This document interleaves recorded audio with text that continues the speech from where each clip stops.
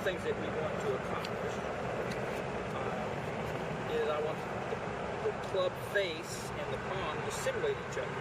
That's a natural instinct for the subconscious mind, to just simply return this hand in this position. It is not logical or natural for this hand to swing in a sideways position in the golf ball. Now we can override natural and train it to do this, but it's always going to be a battle in the fight because you are training your right hand to not release. Because if it releases, it would cause that. If I start like this and I'm square, but I hit like this and I'm not square, that ball is going to go, it's going to be a big hook left, pull hook. Well, the subconscious mind knows you don't want that result, so it does everything that's in its power not to release and hold it open. And then typically what it does is it overdoes it, and you actually can hit shots to the right. Unintended consequence. Now, the left hand is also critical in that a lot of people hit it to the right because their left hand is too weak. The thumb is on top, and the proper grip is to kind of just wherever it naturally hangs is a good rotational position for the left hand. And that typically means it's going to be rolled in, the thumb will be to the side, this crease will be somewhere between the right ear and right shoulder. It's slightly different for different players because not every player rotates their hands to the impact at the same speed. So you have to find your starting position that matches the speed position, speed rotation. Now, if I grip under, we kind of like this thumb fitting in the lifeline of the right hand. So there is a tendency sometimes, as this hand gets too far under, that we may actually get too far over with the other hand because the thumb, oh, where's the lifeline? Oh, I got to go way over here to get that lifeline. So we end up sometimes being too strong in both. Some players will be strong right, weak left, and that becomes an issue. One of the things that may have occurred as you worked on this grip, as you went from this to this, that you may have also readjusted your left hand and got it in a weak position, which can cause it to go. A golf swing, in order to have effective, effortless power, requires the use of leverage. Leverages require a fulcrum. If there was a boulder I wanted to lift with this bar, I would have to put something under the bar to pry against the fulcrum. The heel of the left hand is the fulcrum for the swing, in a sense. So it's imperative.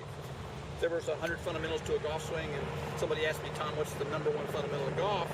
I'll tell them, well, it may not be number one, but it's certainly in my top 5, and that is the heel. It has to be on top of the hand.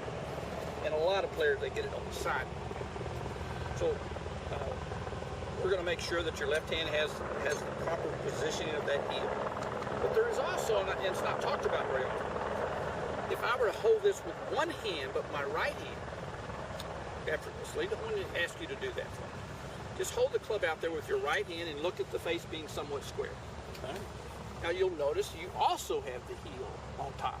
I didn't tell you to do that. You just did it naturally because that's the best way to support the weight of this club, is to have that fulcrum there. Now I want you to incorrectly do something unnatural and put your hand underneath and try to hold that club up there. Yeah. You just don't have the same kind of support.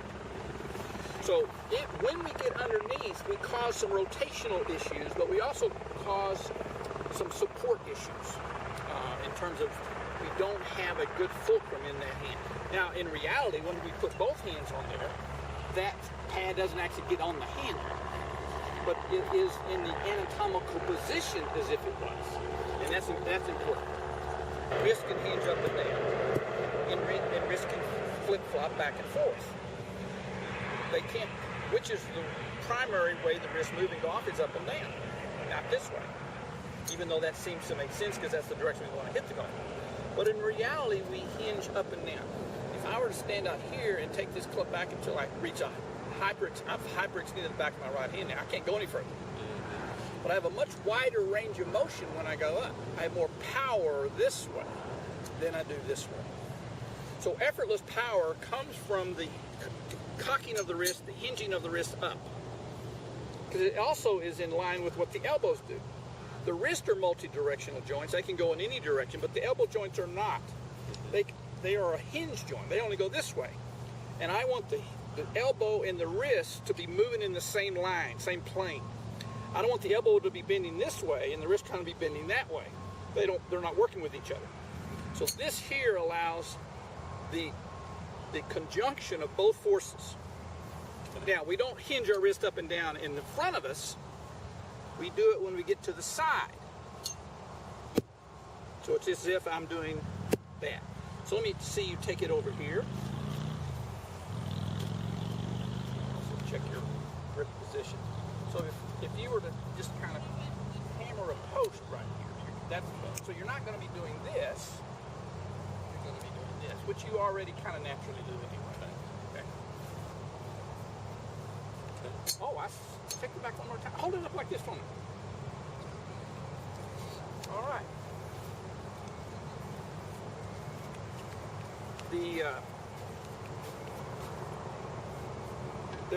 There are, if you read a book on grip, how to grip, how to connect the two hands together, you will almost always hear three grip types: 10-finger grip, interlocking grip, and overlap. You were not doing any of those three just then. Okay. You were doing a reverse overlap. Okay, so it's the other way. There's little finger of the right hand that sits on top of the left hand. Okay. And it's only one finger, not two. The left hand becomes it's important that all 5 fingers of the left hand be on the handle. Okay. We need maximum participation of the left hand to help execute this force. Okay. So I don't want to lift one of those fingers off just in order to get on the other hand, to interlock the other hand. So we need all 5 fingers of the left hand on there. Yeah, I was doing the other way around. The right hand. So we've got the left hand. Once these 2 fingers here, the right hand, 2 middle fingers, are called the gripper fingers. And you want to place the handle on the second knuckle, not the base. So if I were to get my hand and then just grip it like that, I've got a palm position. So I'm not like this, where it's in the base. Here, it's like a skinny little pencil. I can still see the full width of my palm right there once I grip with those 2 middle fingers. So once you feel like you're holding a skinny little pencil. And you can still check and see, well, am I on plane? Well, what is if you open your hand up and pointing that finger, are you going plane? Yeah, I am. So if you were over here and that finger's pointing over there, you know you're not on plane. You're underneath. So if I'm here and then I'm here. So if I'm here, then I should curl these 2 fingers. Okay. And that's where I want my right hand. Okay. And you have a tendency to get deep. Okay? So now once I have that, if I gently slide that down until it bumps this other finger, so I'm not lifting that up on top, boom. I'm just bumping it. Boom. And then lay that little finger on. Okay. But the key is these 2 middle fingers have to be on the hand. And that's light. It's not gripping. It's not digging. Okay. So just resting on that. Just resting. It's just getting the hands closer together. This thumb is not supporting this club when it bounces in my backswing. There's what is called the leverage knuckle, and that's this knuckle right here. Okay. The purpose of the thumb, it has a role to play. When this club comes back, that becomes, it's called the leverage knuckle, that becomes in a sense the fulcrum to support the weight of the club in the top of my backswing. It's not the thumb that's supporting that weight, it's this knuckle. Now what keeps that handle from falling off of that knuckle is the thumb. It pinches it on it holds it together. So I'm not actually kind of pinching, I'm holding that handle.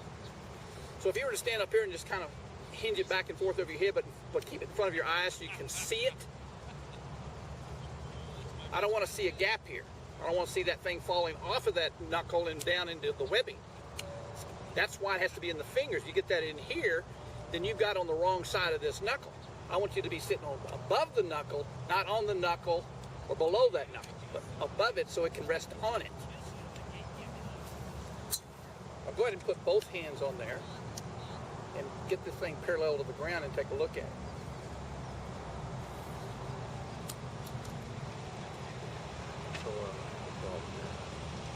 So that's So this, ideal. Yes. In fact, you should be able to hold a T in that webbing. Okay. So, and this is where we got to last week roughly. Mm-hmm. And I can just feel that. That's where it just ripped that skin off on that knuckle. On the pad or the knuckle? Right, Oh. right under here. Also, And maybe I just need to. It's from this other. It's from the friction between these two. Yeah. And maybe I just need 2 gloves. But Try to chip some shots. Now, chip shot, you wouldn't have all this flipping and crisscrossing. oh, that's true. It would just be a nice, almost like a putting stroke. In your mind, you're athletic, you just think about your target. Okay? Just think about your target. Try and move over that stroke.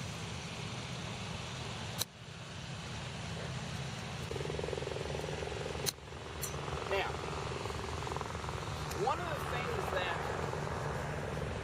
this old grip causes is a cupping of the back of the left hand. Because the second way that this could move, instead of cupping, is to turn. But you couldn't turn because that would cause this club face to be unsquare. Now this, you don't, I want to get rid of the cupping because that's not optimal for your consistency. So I need you to finish like this and not let that cup. So do a couple of rehearsal moves, no ball. That's it. I want to cup that. So now, with the other grip, you couldn't train yourself not to cup. You almost, I would have been forced to train a cup in order to have it good. So now you're just doing a natural right palm swing. You hit the tennis forehand. That's the one. No cut.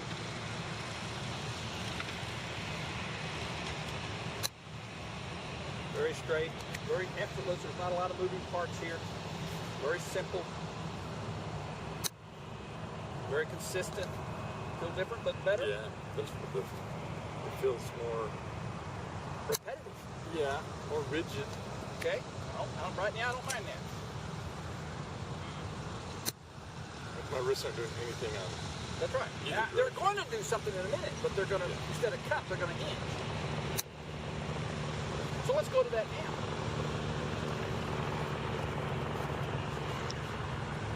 This move here of the hands and body, helping hitting square and getting, once you get into you're trying to position your hands and arms and elbows in as quickly as you can into a position that facilitates a rehinge upward, not left, but up.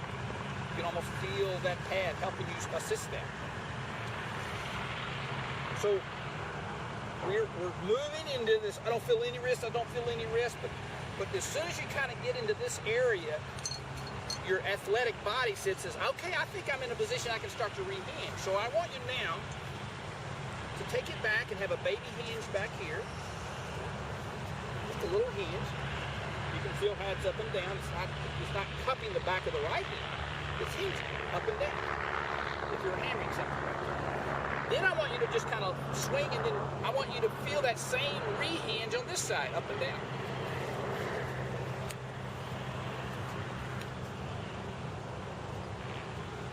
Okay. So the rehinge, you were hitting it without a rehinge, but you were pointing straight at your target. Now we're going to rehinge, but this is all still pointing at the target. Okay. Let's hit a few balls with the rehinge.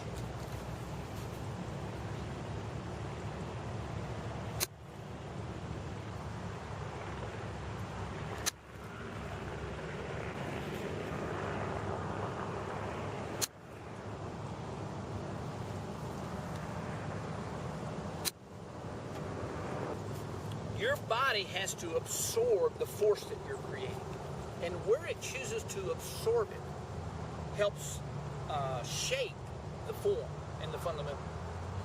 There is a difference between this, where this arm is straight when I'm this high, and this, where this is bent. Okay? I had talked about the left elbow. Do your natural, comfortable backswing and stop in the backswing with your hinge. Very good. Nice and straight left arm. Bent right arm. Okay. So the follow through is a mirror image of that. This will be straight and this will bend. So that will be, and that will allow you to take it up without so much cupping. Because now that elbow is, the bending of the elbow helps support or absorb some of the force. Without that elbow doing it, that force is being thrown into your left wrist and that cups it to absorb it. So it's just a natural, let it fold on up. Back swing, forward swing. So if I was a left-handed player and I took a backswing, that almost is the right-handed player's follow through. There you go. Gentle folding of the arm. And at some point, the right arm will even fold. The final pose at the end of the swing, when you look at the trophy on top of the trophy, you look at that figure on top of the trophies. True. They have both elbows bent. Now, but through here, it's straight. But as soon as it kind of passes parallel, both arms will fold.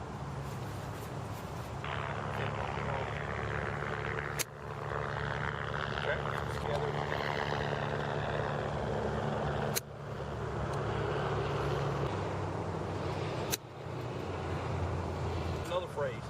Let's just use that one right now.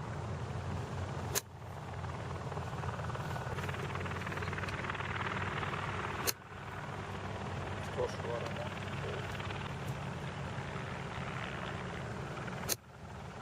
Really good. That was real good. Okay. Yeah, now we're hitting some shots. Before we were you're really doing some slow shaping drills. And I'm going to try to guide the club into these positions in the arms, and now we're just trusting it. We're just letting your natural athleticism take over. Again, you lost it. It seems like I'm supposed to be more like. I mean, it's usually. All right, let's do the fast rehinge and a full lower body finish. So right then your upper body did all this, but your lower body was still like this. So I need this back foot here. I don't want a partial turn. I want a full foot turn. Okay. Good.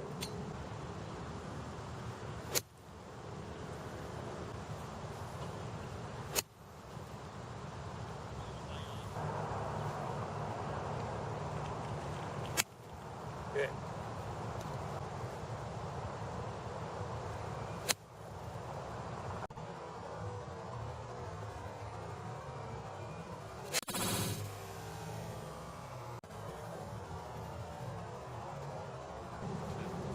Where I've started you is a fairly standard starting point. As I mentioned earlier, not everybody rotates their hands through impact at the same speed. Some people are really kind of slow and smooth. Others are quick. If you have really fast hands, you have to be in a weaker position. If you have a slower moving hand, then you have to be in a stronger position to square that up. Let's kind of get. So it's it's going to feel like it's a little underneath, but it really is. But it's going to feel like I've almost moved you back to the old one, but I really haven't. Okay. Better. Yeah. Wristed.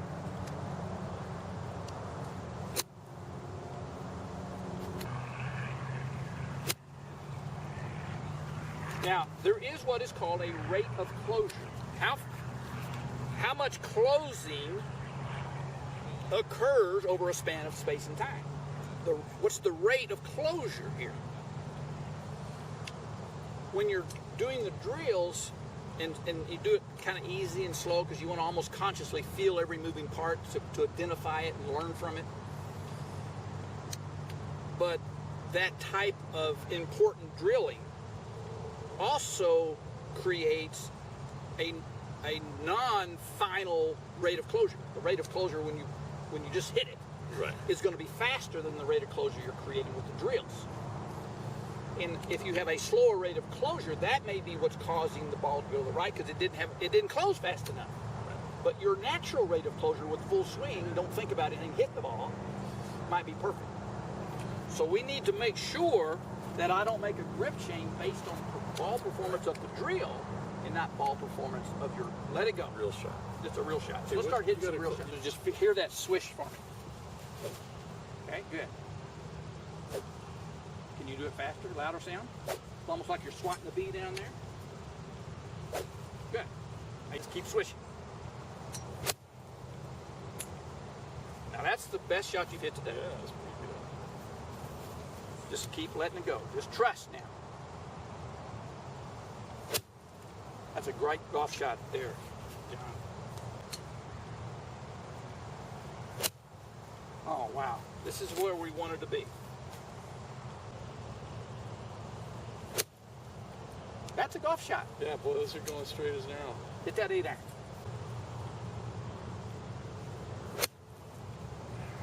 I want you to pretend confidence, even if you don't have it. Okay? So you're going the same distance. Right, well, you really haven't let it go. Sure. You haven't trusted. That was had a little bit more effort. That one's had the most intensity. So you have now one new backswing thought, and that's stay on the left. And then just your other thought is just swish. Stay on the left and swish. Okay, let's keep working with that. It's better. You hit a couple of balls for me with your feet only about 6-8 inches apart, and you're going to swing and remain flat-footed.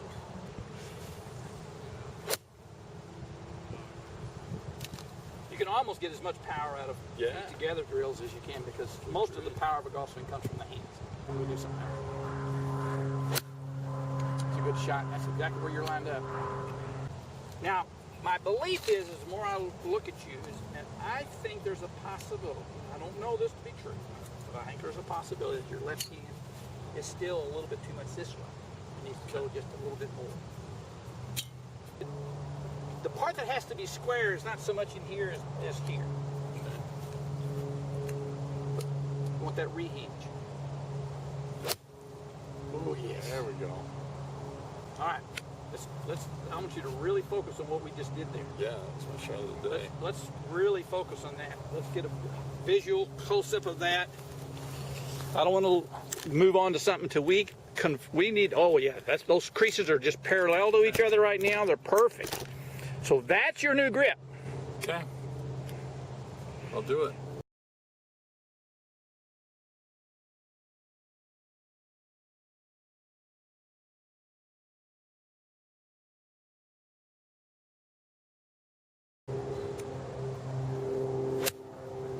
Oh man, that's... Yeah, I'll take that. All right, let's hit that driver. Yeah. Turn in your backswing. Like that. There we go.